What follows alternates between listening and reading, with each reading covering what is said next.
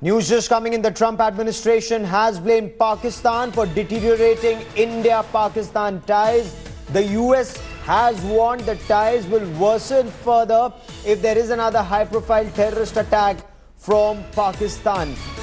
The United States has said Islamabad's failure to curb support to anti-India terrorists and New Delhi's growing intolerance of this policy, coupled with perceived lack of progress in Pakistan's investigation into the 2016 Pathankot cross-border attack, has set the stage for deterioration of bilateral relations between India and Pakistan. I want to quickly cut across to India Today's editor Shiv Arur for more on this story. Shiv, this is absolutely correct assessment made by the United States. Pakistan is to blame for deteriorating India-Pakistan relations.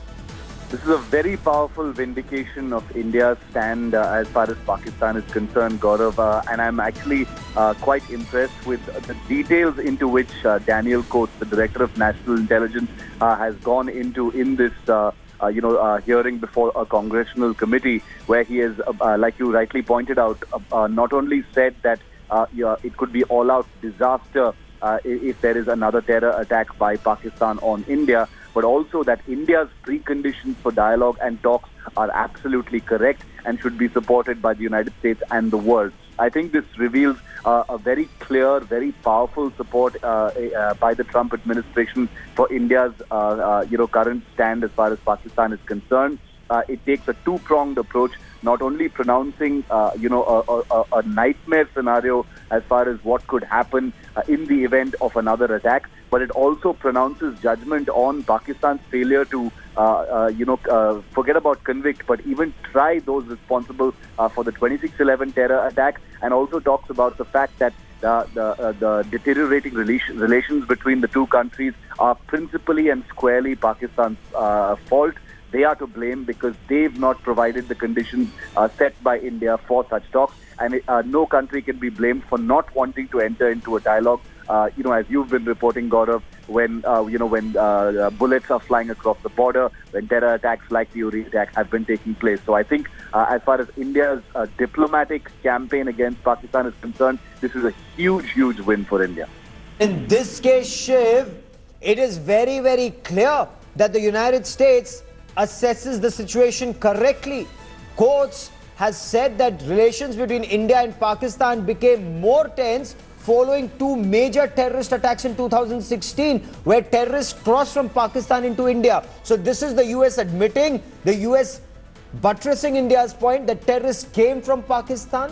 There were two major terror attacks. It specifically talks of the Pathankot terror attack. So Prime Minister Narendra Modi went to Lahore, unannounced visit. He tried his best to improve relations with Pakistan. But this is how Pakistan, stabbed India in the back once again. So here in this Senate committee hearing, the United States supports India's precondition for bilateral talks, which says stop cross-border terror first.